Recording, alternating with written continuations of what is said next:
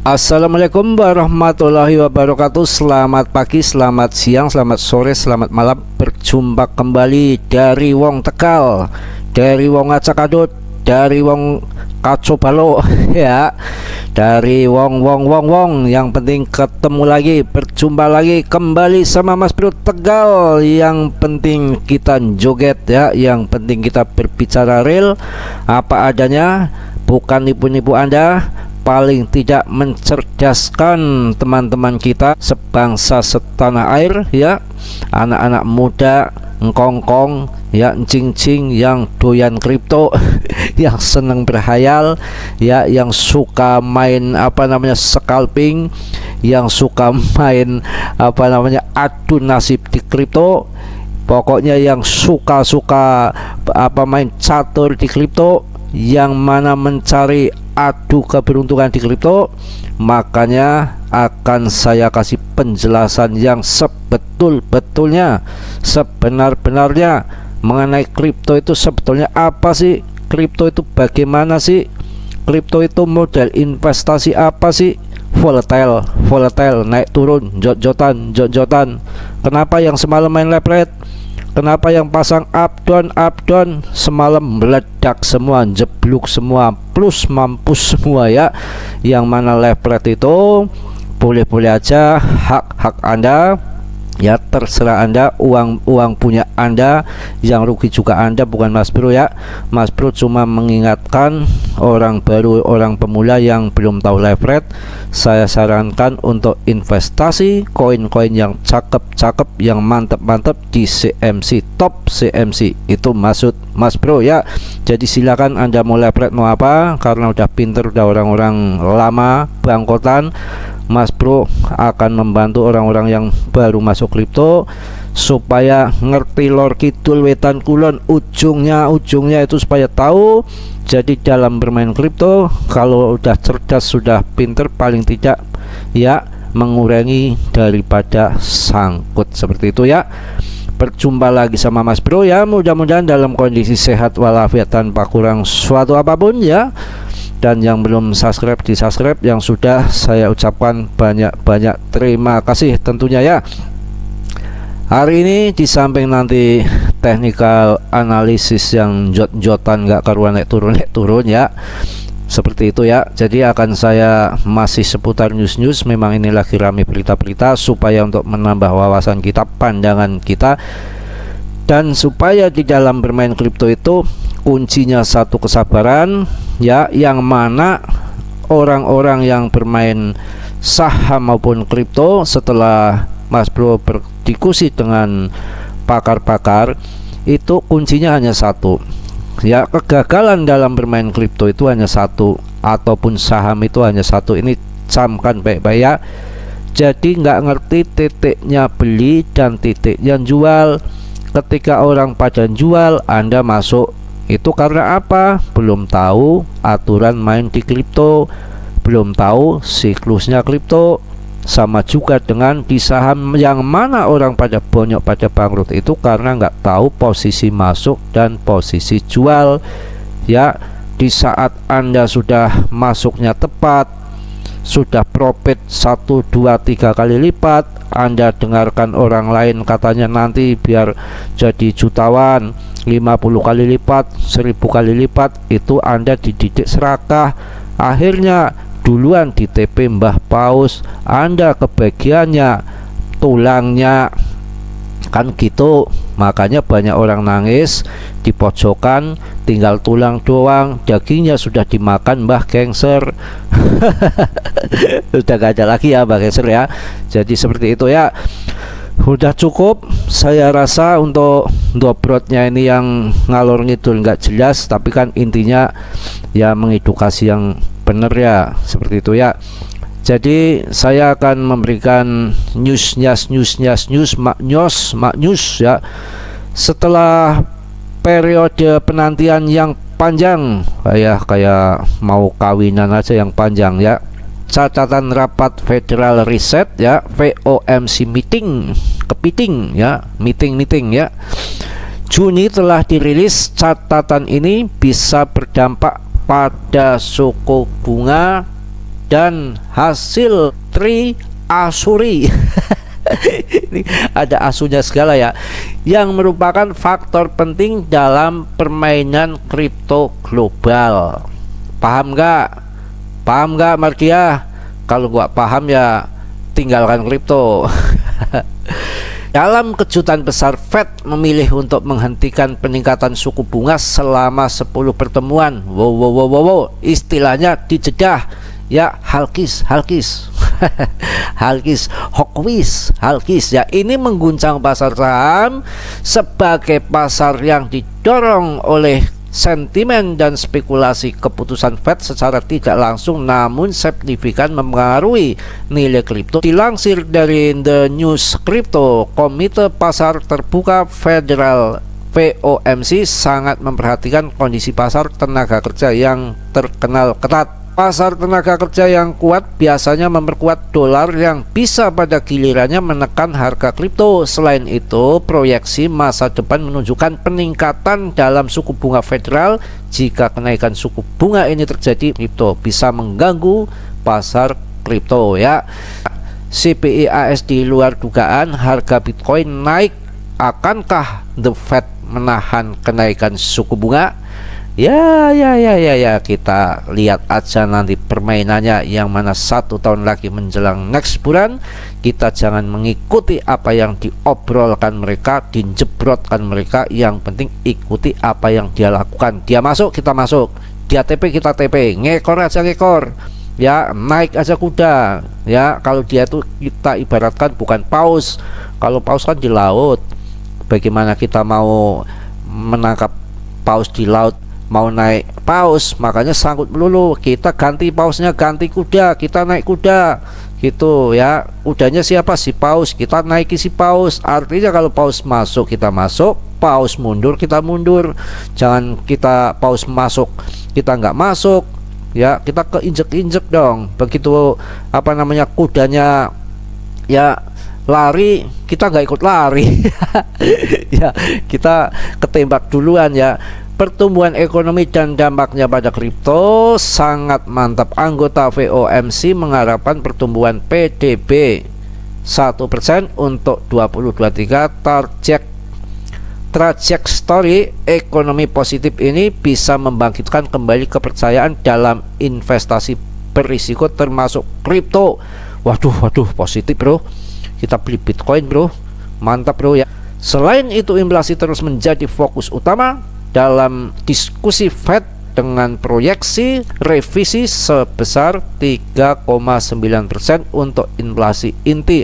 Bodo amat mau inflasi sekian ya, dia itu biasanya datanya aja dimanipulasi ya. Kita juga kadang-kadang malasnya seperti itu, kalau berita-berita dibaca serius, nggak taunya kenyataan di lapangan inflasinya malah tinggi ya. Apaan itu?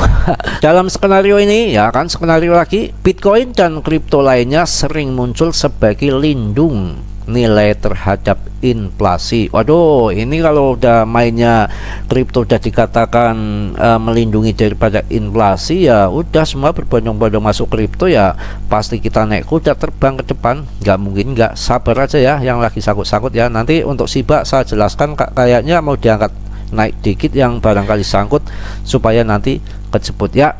Pasar kripto menunggu respon ya. Pasar kripto berada di persimpangan jalan penting saat menunggu dampak dari catatan rapat Fed Juni dengan inflasi, suku bunga, dan pertumbuhan ekonomi menjadi fokus. Efek gelombang pada kripto bisa meredam ataupun memicu sentimen investor. Waktu yang menarik berada di depan bagi penggemar kripto. Aduh bro, waktunya menarik di kripto bro. Gimana bro nih, jual randa pirang atau gimana bro supaya kita masuk BTC lebih banyak bro? Sabar, nggak usah buru-buru. Emangnya randa pirang nggak dikasih makan, nggak dikasih gincu, nggak diopeni, nggak dikasih baju, nggak kasih celana, suruh kopat-kapet kayak Anda? Nggak bisa dong ya. Perlu modal. Dengan rilis catatan rapat FOMC Juni, pasar kripto berada dalam posisi yang menantang. Bagaimana mereka merespon akan sangat menentukan arah pasar di bulan-bulan mendatang. Dahlah, gak usah kakean bacot nih Mas Bro nya, ngapain, yang jelas yang mana akan mantap ke depan. Apakah ini akan memicu volatilitas baru atau membuka peluang investasi baru masih harus dilihat. Yang pasti mata dunia akan terus memantau pasar kripto dan bagaimana mereka merespon keputusan Fed. Dah cukup ya. Jadi luar biasa, yang mana berita-berita lagi mantap masalah kripto ya. Jadi nggak usah perlu khawatir. Saran Mas Bro, Anda jangan masuk koin-koin micin yang sembarangan ya. Itu pun kalau main koin-koin micin yang agak mending ya, seperti Shiba itu ya, PP itu pun belinya harus di bawah sebetulnya daripada indikator RSI, asalkan daily-nya ataupun weekly-nya itu sebetulnya akurat. Anda sabar nggak? Yang namanya trader dunia yang udah hebat-hebat itu, dia masuk itu dengan cara ya, dengan timing yang pas. Mungkin sebulan sekali, 2 bulan sekali, bahkan 3 bulan. Kalau nggak ada timing yang pas, dia nggak akan masuk. Bukan kayak Anda buru-buru margiah masuk, buru-buru margiah masuk, nggak begitu ya. Kalau dilihat di RSI nya kondisi di bawah ya, kita baru masuk. Setelah di atas ya kita TP, jangan serakah. Nanti turun lagi, masuk lagi, nanti ke atas lagi, TP lagi. Yang namanya market itu kan nggak ada arah ke belakang sama ke depan, maju mundur. Adanya kan naik sama turun ya, bergoyang ria kan di situ ya. Intinya ya kita sabar ya, dan mengikuti aturan daripada indikator yang sudah diciptakan para senior-senior.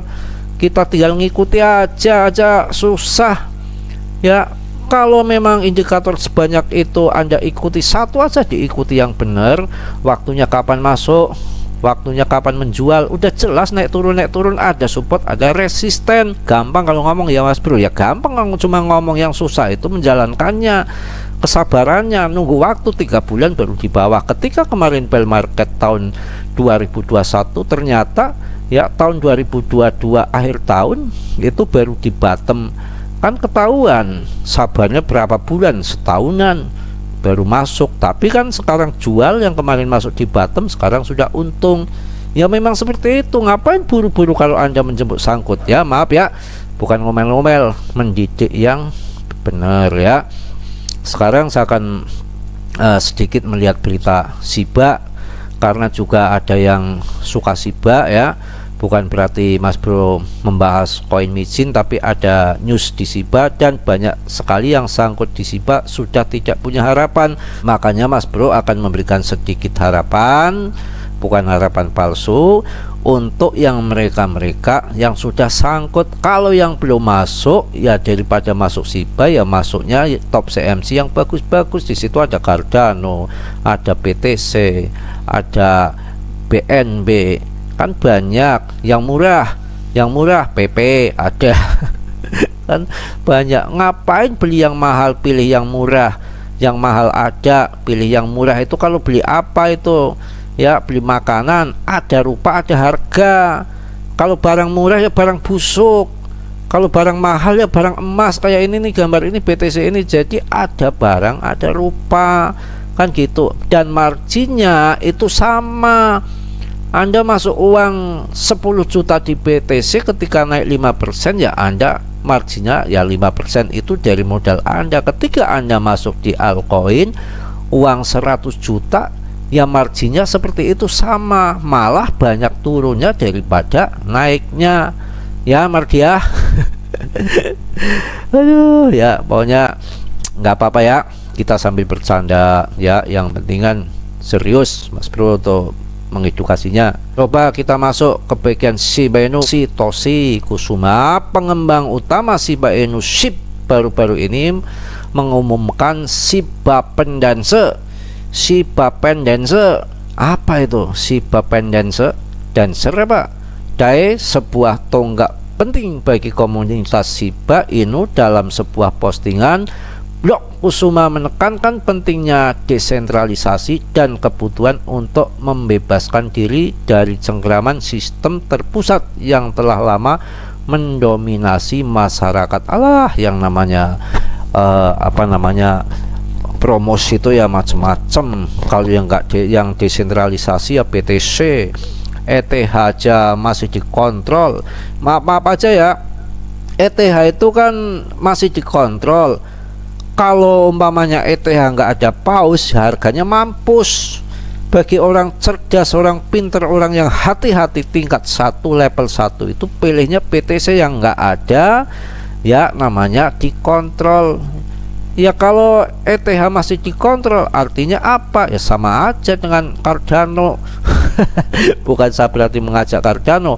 Ya Cardano mau berdiri layer 2-nya kan, kita kalau beli di dengkotnya Cardano kan harganya masih murah, kita masih mampu barangkali nanti bisa terbang pausnya banyak yang keblinger pindah ke Cardano, apa nggak kayak mendadak. Tapi kalau ETH kan harganya sudah tinggi, paling beli-belinya kita di layer-layernya Matic, ya Arbitrum, Optimis, itu pun tetap saya beli nggak masalah ya. Tapi kan kita juga pengen beli dedengkotnya yaitu ya Cardano itu. Maaf Mas Bro, itu di sini hanya tutorial, semua keputusan ada di tangan Anda. Mas Bro nggak ngajak-ngajak Anda untuk masuk ataupun menjual. Lebih utama Mas Bro memberikan info-info untuk pemula ya, seperti itu ya. Kita lanjut yang lain. Sedikit saya kasih penjelasan bahwa Bitcoin ini masih berjalan di garis trendline-nya ya, normal ya, masih normal, masih seperti ini ya. Terus yang nanti satu lagi sebentar ya, ini masih berjalan di garis trend daripada trendline-nya ya. Jadi nggak jadi soal, nggak jadi masalah ya, masih normal aja. Naik turunnya ini kan dimainkan sama bandar, yang mana kalau di belakang ini yang saya kasih oret-oretan ini, yang mana di sini ini ya, ini oret-oretan ini kan mentok sampai trendline yang atas itu. Tapi kalau yang ini juga mentok trendline yang atas, yang pertama, yang kedua, yang ketiga kan harusnya mentoknya di sini nih, yang atas ini ya. Kenapa nggak mentok sini? Karena ini ada resisten awan Ichimoku yang saya jelaskan kemarin ini ya. Tapi nanti kalau ini jebol ke atas ini bagus, walaupun ada penurunan itu artinya sehat ya. Ada yang TP, ada yang TP kemudian turun, ada yang masuk lagi, demand baru lagi ya. Nah nanti mungkin arahnya baru ke sana, karena nih awan Ichimoku-nya juga ini kalau di atas ini namanya bullish walaupun ini turun. Jadi memang naik turun itu udah biasa. Ini masih berjalan di garis relnya ini. Ini saya jelaskan lagi untuk di daily-nya ya. Jadi ini kan posisinya itu di awan Ichimoku, untuk di daily-nya itu kan di atas. Ini kan waktunya untuk TP ya. Saya pakai oret-oretan dikit. Ini yang di atas ini ya, dari kemarin ini kan sebetulnya waktunya TP. Masuknya di mana ya? Masuknya di bawah awan Ichimoku. Yang penting kita sabar nggak. Sekarang kalau dari sini ya, kita menunggu ya, dari sini umpamanya 6 Mei ya, 6 Mei 2023, tunggu sampai ini kan masih di dalam, di atas awan Ichimoku. Ini sudah di dalam bermain di areal awan Ichimoku. Ini kan sudah di bawah awan Ichimoku. Coba kalau kita lihat di belakang, berarti 22 April. Kalau maju lagi di 5 Mei, 5 Mei kita sabar, udah cut loss. Jadi ini kan udah biru gunting ke merah, artinya di sini harus cut loss.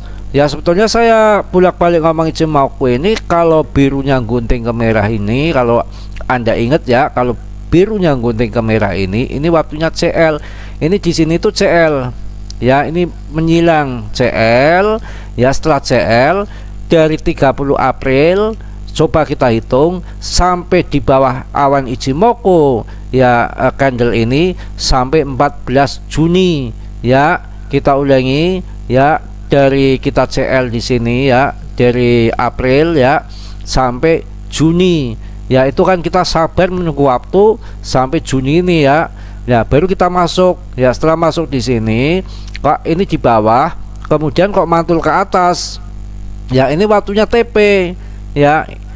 Juga kita lihat di RSI nya ini sudah di atas, artinya sudah jenuh beli. Ini sudah waktunya menjual, jenuh beli ya. Kita sabar nunggu lagi di bawah ya. Nah ini di bawahnya nanti paling tidak itu nanti bisa di MA yang merah ini ya, nanti akan tertahan juga di awan Ichimoku yang ini kan support karena ini masih di atas. Nah kalau jebol sampai sini ya, ini hanya pandangan analisa, belum tentu ya. Ya kita masuknya sesuai histori yang di belakang ini. Ini demand ada di sini mengikuti daripada support awan Ichimoku yang ke belakang ini. Nah ini kan kalau digaris kan lurus sampai ini nih. Ya ini kan demand. Nah itu seperti itu, nunggu. Kita juga lihat RSI, kalau kita sabar, jangkanya panjang banget ini. Kita umpamanya nunggu dari histori yang belakang ini lihat nih ya. Harga di atas 17 Januari 2023. Sabar di sini ya. Di atas ya. Menunggu sampai momen di bawah. Nih saya garis ke bawah. Ini sampai 13 Maret ya. Kok itu kan gampang ngomong Mas Bro, bukan begitu. Kita nunggu sampai RSI di bawah. Kan nggak begitu di bawah kan nggak langsung naik begitu kan nggak. Makanya bisa dipelajari ya Mardiah ya. Ini kan sampai Maret ini ya. Coba lihat sampai Maret, dari 19 Januari sampai Maret kan 3 bulan ya. 3 bulan itu kita baru dapat barang BTC, baru masuk ya. Ya ini untung-untungan kok langsung celeng-ngaceng naik ke atas ya. Jadi dari Maret sampai Maret tanggal 10 sampai tanggal 23, artinya ada 20 hari ya. Itu udah dapat keuntungan dan naik tinggi dari sini sampai ke sini ya, paham ya. Itu kan udah naik tinggi. Nah ini kenapa ini harus di TP, karena ini kita beli masuk di bawah, ini sudah di atas awan Ichimoku ya. Waktunya kita menunggunya sampai berapa ini, dari 23 Maret kita tarik ke belakang ke depan, maksudnya sampai Juni ya. Maret sampai Juni, hitung aja sendiri ya Mas Bro, males ngitungnya kan berbulan-bulan baru masuk ya. Setelah di bawah ini kan masuk, ini kan nggak langsung naik begitu, nggak ada waktunya. Ini masuk karena ini sudah di RSI ya. Sekarang udah di atas, ini waktunya TP bukan waktunya masuk. Ini juga waktunya TP, makanya nunggu dulu, saran Mas Bro. Tapi kalau mau masuk sekarang untuk jangka panjang itu juga hak Anda ya. Cukup ya ini untuk tambahan technical analysis, nanti disangka Mas Bro dobrot aja nggak ada TA nya ya. Kita nggak mau begitu semua, apa aja di sini ada, bikin anak aja bisa, apalagi cuma tarik garis itu paling gampang, oret gitu aja ya, bercanda ya. Jadi cukup segitu aja ya. Yang namanya manusia nggak sempurna, yang sempurna hanya milik Allah Subhanahu wa Ta'ala. Yang positifnya Anda ambil, yang buruknya Anda tendang ya. Yang namanya Mas Bro banyak salah, banyak dosa, mohon maaf. Mudah-mudahan Anda semua dalam kondisi sehat walafiat tanpa kurang suatu apapun. Salam Mas Bro dari Tegal. Wassalamualaikum warahmatullahi wabarakatuh.